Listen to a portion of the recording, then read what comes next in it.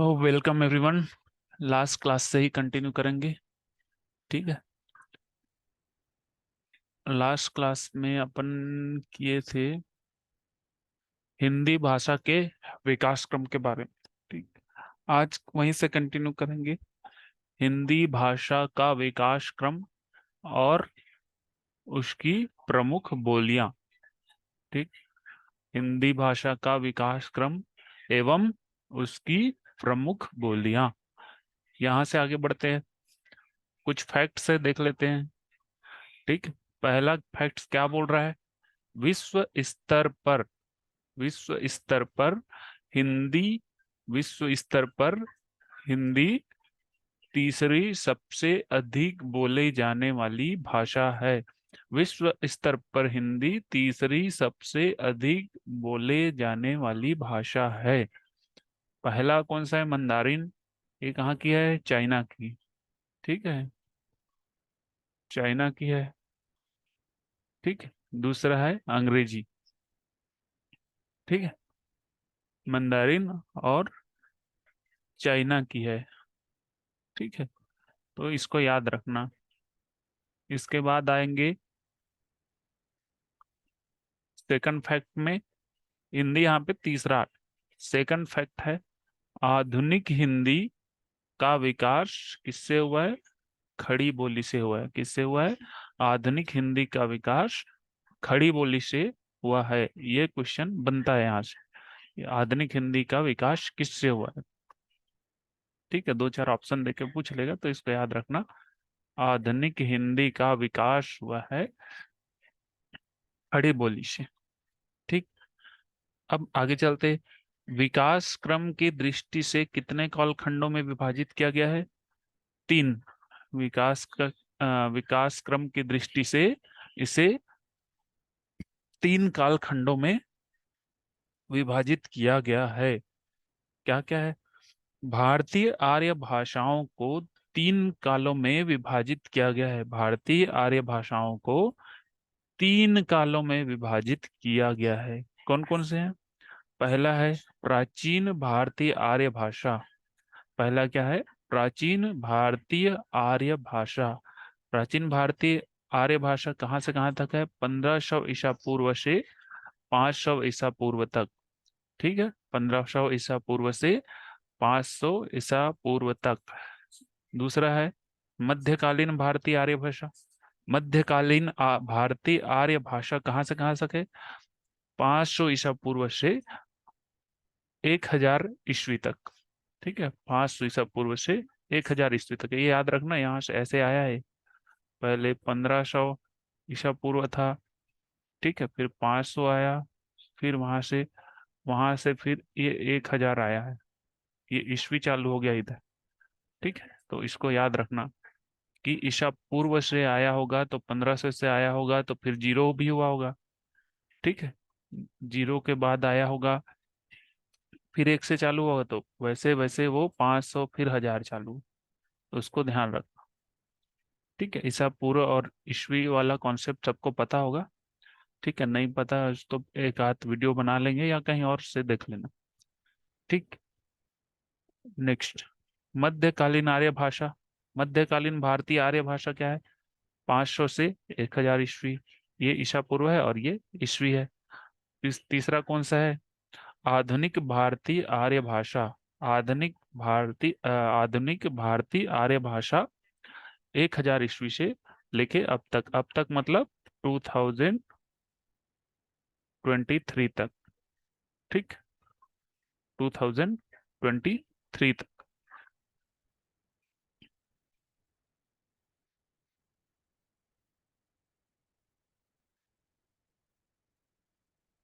Next slide चलते हैं।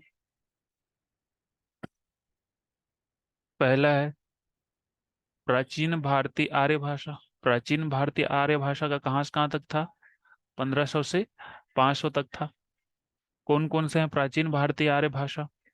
पहला है इसमें वैदिक संस्कृत और दूसरा है लौकिक संस्कृत। पहला क्या है? वैदिक संस्कृत और दूसरा है लौकिक संस्कृत। ये याद रखना, प्राचीन भारतीय आर्य भाषा कौन कौन सा होता है? वैदिक संस्कृत और लौकिक संस्कृत। इसी में आगे बढ़ते हैं। वैदिक संस्कृत का क्या है? तो पहला बोल रहा है हिंदुओं के प्राचीन वेद धर्म ग्रंथ, हिंदुओं के प्राचीन वेद धर्म ग्रंथ वैदिक संस्कृत में लिखे गए हैं। मतलब जितने भी वेद हैं वो वैदिक संस्कृत में लिखे गए हैं। वेदों की भाषा का नाम वैदिक है। वेदों के लिखने के लिए जो भाषा उपयोग किया गया उसे ही क्या बोलते हैं? वैदिक। और वो संस्कृत था, इसलिए क्या हुआ? वैदिक संस्कृत। नेक्स्ट, इस काल में चार वेदों, चार वेद सबको पता होगा, ऋग्वेद, यजुर्वेद, सामवेद, अथर्ववेद और ब्राह्मण ग्रंथ और उपनिषदों की रचना हुई है। चार वेद कौन कौन से हैं? ऋग्वेद, यजुर्वेद, सामवेद, अथर्ववेद और ब्राह्मण ग्रंथ और उपनिषदों की रचना हुई है। ब्राह्मण ग्रंथ क्या होता है और उपनिषद क्या होता है, देख लेते 2 मिनट। वेदों का गद्य में व्याख्या वाला खंड ब्राह्मण ग्रंथ कहलाता है। वेदों का गद्य में व्याख्या वाला खंड ब्राह्मण ग्रंथ कहलाता है।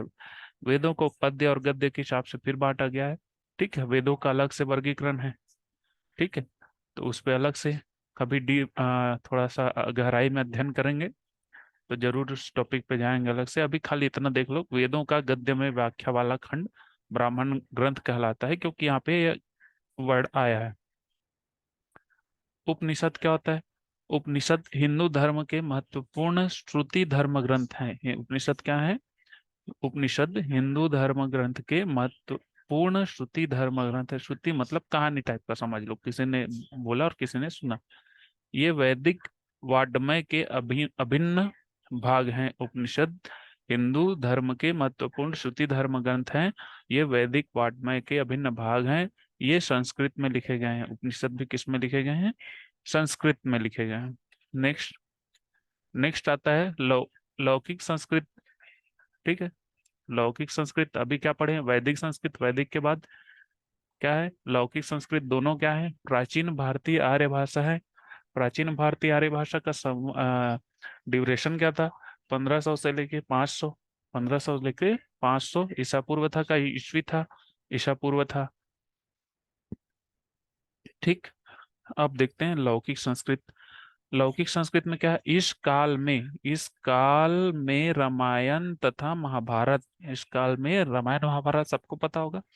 इस काल में रामायण तथा महाभारत जैसे उच्च कोटि के महाकाव्यों की रचना हुई है। इस काल में रामायण तथा महाभारत जैसे उच्च कोटि के महाकाव्यों की रचना हुई है।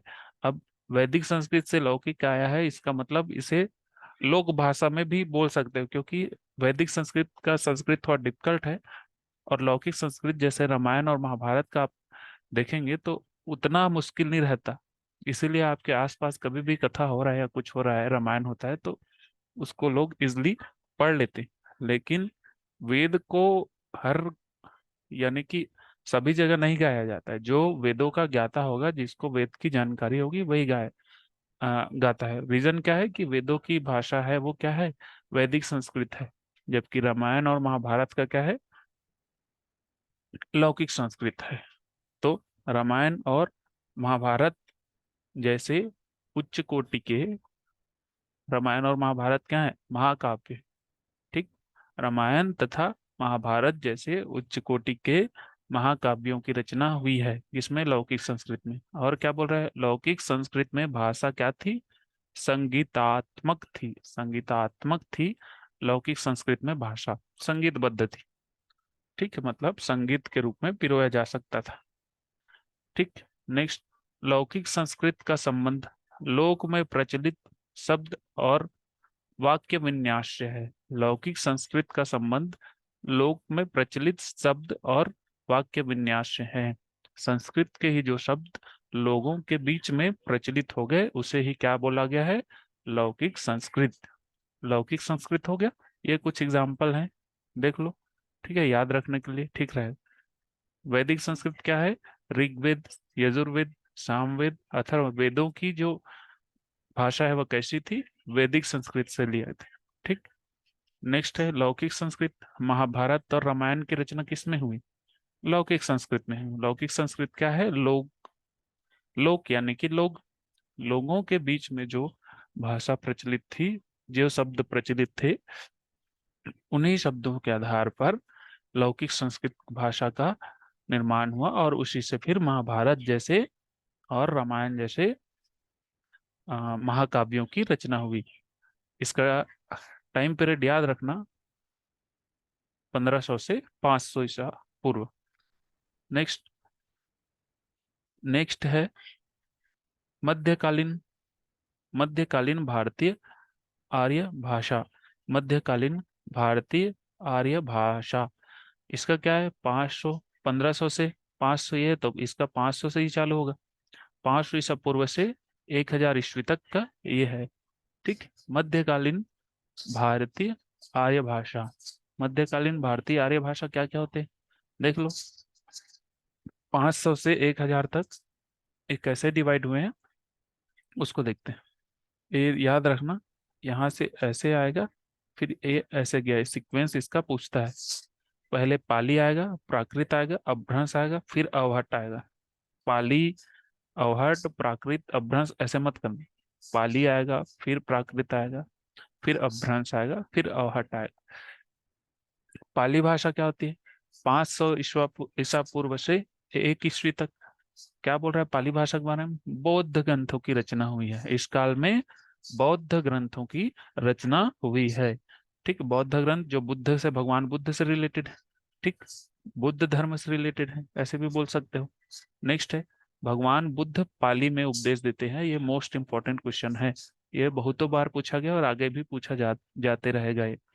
भगवान बुद्ध किसमें उपदेश, भगवान बुद्ध के बारे में जब भी पढ़ोगे, ये भगवान बुद्ध और भगवान महावीर का दोनों का लैंग्वेज का आता है ज्यादातर। तो भगवान बुद्ध का पाली में और भगवान महावीर का पाली या प्राकृत में है, ये कंफर्म कर लेना है एक बार। ठीक, तो अभी इस पे देखते हैं, भगवान बुद्ध पाली में उपदेश देते थे। अब आते हैं इसमें, किसमें? प्राकृत में। प्राकृत, अब यहाँ से देखो 500 से ईसा पूर्व खत्म हो गया, अब ईस्वी चालू हो गया। 1 ईस्वी से 500 ईस्वी तक की जो भाषा थी वो क्या कहलाई? प्राकृत भाषा। प्राकृत भाषा क्या है? तद्भव शब्दों की बहुलता थी। तद्भव शब्द जानते होगे, तत्सम और तद्भव, संस्कृत से जिन शब्दों का उद्भव हुआ है उसे क्या बोलते हैं? तद्भव शब्द। तद्भव शब्दों की बहुलता थी। ठीक, तद्भव शब्दों की बहुलता थी। इस काल में अनेक नाटकों, कथाओं और काव्यों का विस्तृत प्रयोग हुआ। इस काल में अनेक नाटकों, कथाओं तथा काव्यों का विस्तृत प्रयोग हुआ। नेक्स्ट, अपभ्रंश। अपभ्रंश क्या होता है? यहाँ से 500 आया तो 500 से 1000। ठीक है, 500 से 1000 ईस्वी प्राकृत और आधुनिक भाषा के बीच की कड़ी है। अपभ्रंश क्या है? प्राकृत और आधुनिक भाषा के बीच की कड़ी है। कड़ी कैसे वो आगे देखेंगे। अभी खाली इतना याद रखना कि प्राकृत भाषा यानी कि ये आगे जो आएगा वो है आधुनिक भाषा, उस दोनों के बीच की कड़ी कौन सी है? अपभ्रंश। अपभ्रंश भाषा का क्या है? काल कौन सा है? 500 ईस्वी से 1000 ईस्वी तक का। नेक्स्ट, इसी में आता है अवहट। अवहट है 900 ईस्वी से 1000 ईस्वी तक। 900 ईस्वी से 1100 है, 1000 नहीं है, 1100 है, 1100 ईस्वी तक। इसे अपभ्रंश और आधुनिक काल के बीच के भाषा के आधार पर संक्रांति काल कहा जाता है। ये भी बहुत अच्छा क्वेश्चन बनता है, संक्रांति काल किसको कहा जाता है? या तो ड्यूरेशन पूछता है, ठीक है, या तो ये अवहट के बारे में पूछ देगा सीधा सीधा। तो इसको याद रखना, अपभ्रंश पूछेगा तो प्राकृत और आधुनिक भाषा के बीच की कड़ी है, जबकि अवहट क्या है? अपभ्रंश और आधुनिक काल के बीच की भाषा के आधार पर संक्रांति काल कहा जाता है। इसका 3 क्वेश्चन यहीं से बनता है, 3 क्या 4 बन जाएगा। ठीक है, तो एक याद रखना, पाली, प्राकृत, अवहट, सॉरी अपभ्रंश और अवहट, ये मध्यकालीन भारतीय आर्य भाषा का सीक्वेंस पूछेगा उसमें, क्वेश्चन में इसी को आगे पीछे करके दे देगा। तो पाली, प्राकृत, अपभ्रंश और अवहट, ये याद रखना। पहले भगवान बुद्ध ने दिया, ठीक है, फिर उससे तद्भव शब्दों की बहुलता हुई, उससे क्या हुआ? नाटक, कथा और काव्य प्रयोग में आने लगे।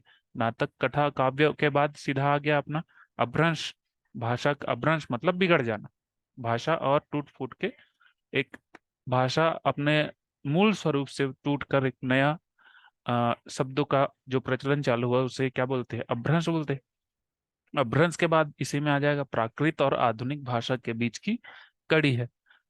ठीक है, प्राकृत और, इसको याद रखना, प्राकृत और आधुनिक भाषा के बीच की कड़ी है, उसी को क्या बोलते हैं? अपभ्रंश। उसके बाद आता है अवहट। इसे अपभ्रंश और आधुनिक काल के बीच भाषा के आधार पर संक्रांति काल कहा जाता है। नेक्स्ट। ठीक।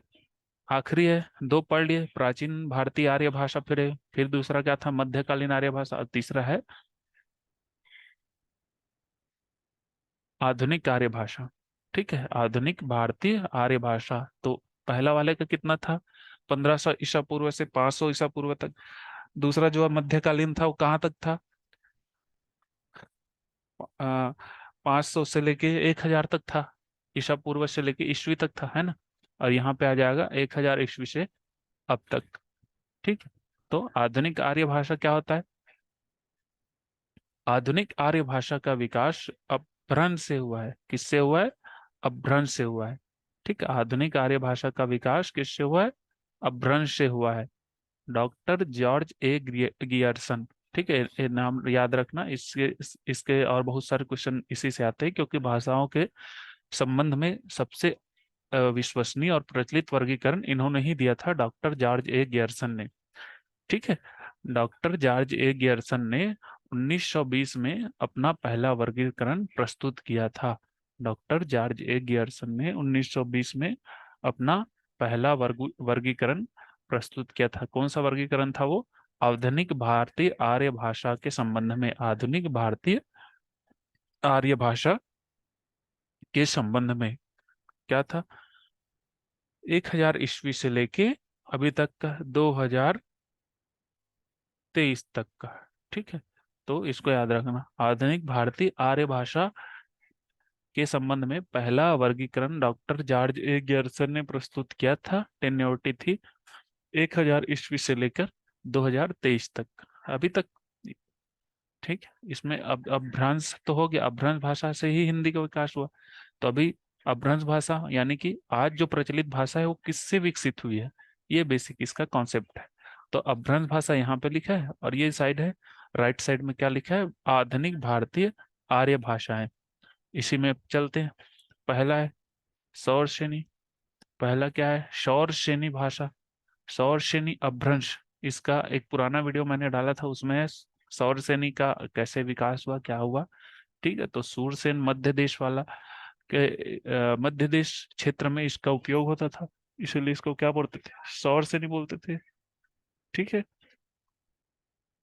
और सौर श्रेणी अपभ्रंश से जो भाषाएं विकसित हुई वो थी पश्चिमी हिंदी, राजस्थानी और गुजराती।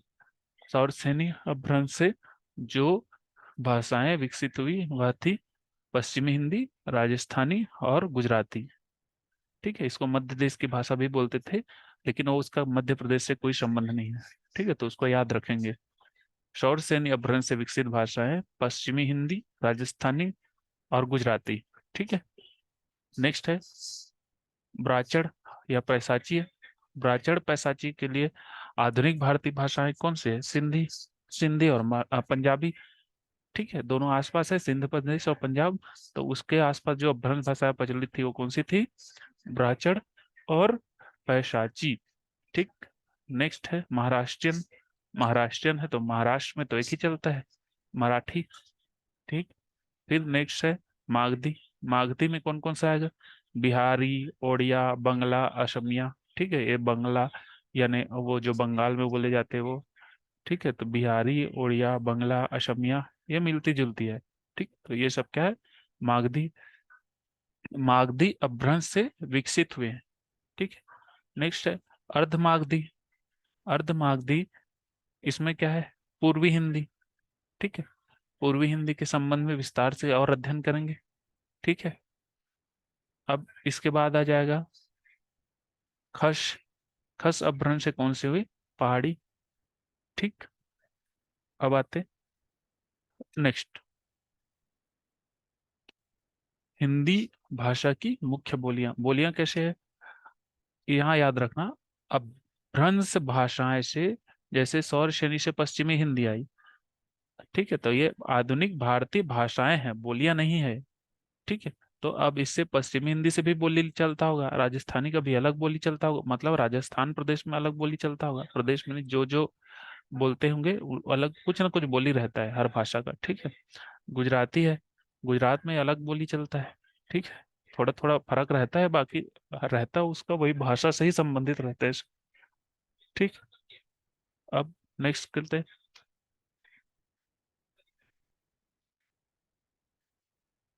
पश्चिमी हिंदी भाषा। ठीक है, तो पश्चिमी हिंदी भाषा किसकी सौर सेनी भाषा है। ठीक है, पश्चिमी राजस्थानी। ठीक है, ये क्या है, शौर से संबंधित है। पश्चिमी हिंदी भाषा में कौन कौन सा है, कन्नौजी, बुंदेली, ब्रजभाषा, खड़ी बोली या कौरवी, हरियाणवी या बांगरू। ठीक है, ये हरियाणवी भी या ज्यादा कम यूज करते, बांगरू यूज करते हैं, इसे पूछता भी है, तो इसको ध्यान रखना। ठीक, पश्चिमी हिंदी भाषा और राजस्थानी ये क्या है, सौर सेनी से विकसित है। ठीक है, और इनसे बोलियां कौन कौन सी है, कन्नौजी, बुंदेली, ब्रजभाषा, खड़ी बोली या कौरवी, हरियाणवी या बांगरू। वैसे राजस्थानी में उपभाषा है, तो इसका क्या क्या है, मारवाड़ी, जयपुरी, ढूंढाड़ी, ढूंढाड़ी, मेवाती या मालवी। ठीक है, ये सब बोलियां किससे संबंधित है, राजस्थानी उपभाषा से। अब आते हैं पूर्वी, तो पूर्वी हिंदी किससे संबंधित थी, पूर्वी हिंदी अर्धमागधी, अर्धमागधी से पूर्वी हिंदी, तो पूर्वी हिंदी से कौन कौन सी बोलियां हैं, अवधी, बघेली, छत्तीसगढ़ी। ठीक है, अवधी, बघेली, छत्तीसगढ़ी। नेक्स्ट है फिर बिहारी उपभाषा। बिहारी उपभाषा में क्या है, भोजपुरी, मैथिली, मगही। इसको याद रखना, इसमें अवध, अवध, मैथिली ये सब आसपास का एरिया है। ठीक है, तो इसमें थोड़ा कंफ्यूजन होता है, उसको थोड़ा ध्यान रखना। अवधी, बघेली, बघेलखंड में जो बोला जाएगा वो बघेली हो गया, छत्तीसगढ़ में जो बोला है छत्तीसगढ़ी, अवधी यूपी का है, अवध एरिया में। ठीक है, ये में फिर नेक्स्ट आएगा बिहारी, बिहारी भोजपुरी, मैथिली, मिथिला एरिया में चलता है। मगही कबीरदास से संबंधित है।